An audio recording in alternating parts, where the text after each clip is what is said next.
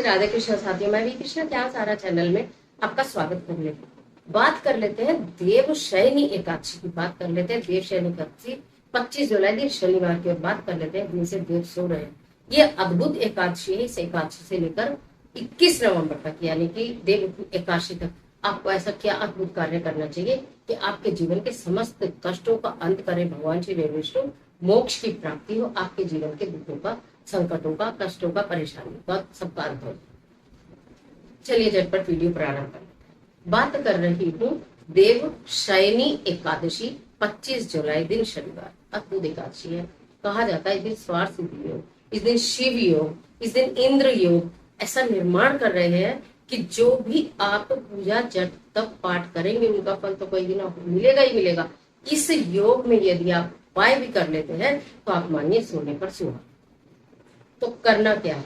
देवशयनी एकादशी कहते हैं, वैसे एकादशी के व्रत बहुत उत्तम होते हैं। अगर आपने शुरू किए हैं, पहले से कर रहे हैं तो बहुत अच्छी बात है। नहीं कर रहे हैं तो देव उठनी एकादशी से करने पड़ेंगे। लेकिन इस एकादशी से तो आप ये सोच सकते हैं कि मैं प्रत्येक एकादशी पर सात्विक भोजन ग्रहण करूंगा या करूंगी। व्रत नहीं कर रहे तो भी, या मैं फलहार करूंगा या करूंगी, या मैं एक समय भोजन करूंगा या करूंगी। इस तरह के भी आप कोई संकल्प ले सकते हैं 4 महीने के लिए। फिर उसके बाद देव उठनी एकादशी से आप अपने व्रत प्रारंभ कर लेना, अगर आपको करने हैं, स्टार्ट करने हैं तो। और जो कर रहे हैं उनके लिए तो बहुत अच्छी बात है। करना क्या है? आप नहा धोकर सदवस्त्र धारण करें, सदैव पीले रंग के वस्त्रों को धारण करने का आप प्रयत्न करें।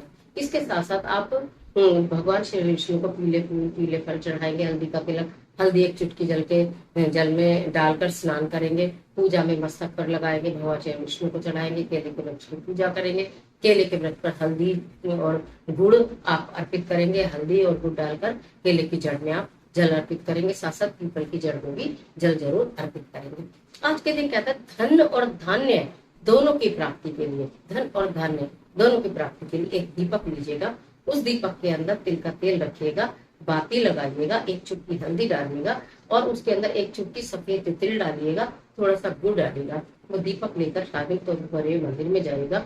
11 केले के फल लीजिएगा, पीले कपड़े में उनको लपेट लीजिएगा और भगवान के मंदिर में जाकर भगवान श्री विष्णु या भगवान श्री कृष्ण के समक्ष वो दीपक प्रज्वलित कर वो 11 केले की फली जो आप लेकर गए हैं, पीले कपड़े में, पीले वस्त्र में सुंदर तरीके से लिपटी हुई, आप भगवान के चरणों में अर्पित करते हैं।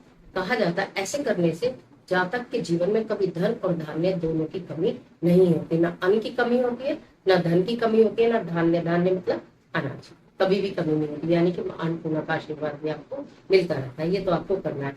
अब मैंने आपको बताया शुरू में कि इस एकादशी से प्रारंभ करके, देवशयनी एकादशी से प्रारंभ कर देव एकादशी यानी 21 नवंबर तक आपको क्या करना चाहिए। एक दीपक प्रतिदिन, सिर्फ संकल्प लेकर एक दीपक।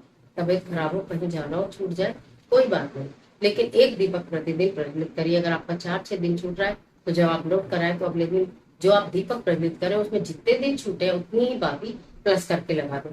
4 दिन छूटा है तो आज की बाती लगा के 5 बाती उसके अंदर आप लगाकर प्रज्वलित करें।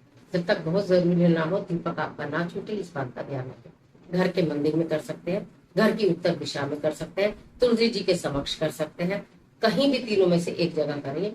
आपको ये कार्य करना है। दीपक ले लिया, ठीक है, उसमें तिल का तेल डाल लिया, ये भी ठीक है। उसमें आपको वही जो मैंने आपको सुबह बताया है एकादशी के दिन करने, शाम में उसमें एक चुटकी सफेद तिल डालेंगे, एक चुटकी हल्दी डालेंगे, थोड़ा सा गुड़ डालेंगे और ये दीपक आप प्रतिदिन प्रज्वलित करेंगे। पीतल का जो भी आपके घर के मंदिर में है उस दीपक को आप ले सकते हैं। जब ये दीपक शांत हो जाएगा तो इसके अंदर जो भी सामग्री बच जाएगी उसे आप किसी पात्र में इकट्ठा करते रहिए। उसे फेंकना नहीं है, उसे किसी एक पात्र में इकट्ठा करते रहिए। जब चातुर्मास समाप्त होगा, जब देव उठनी एकादशी आएगी, उस दिन प्रातः काल ब्रह्म मुहूर्त में उस सारी सामग्री को जो बचेगी, बत्ती बचे या तिल बचे या जो भी बचेगा, उसको थोड़ा सा कपूर डालकर आप जला दीजिएगा। जिस भी मनोकामना की पूर्ति के लिए आप ये दीपक प्रज्वलित करेंगे वो ही मनोकामना आपकी 4 महीने के पहले ही पहले पूर्ण हो जाएगी। लेकिन दीपक आप पूरे समय तक जलाएंगे जरूर।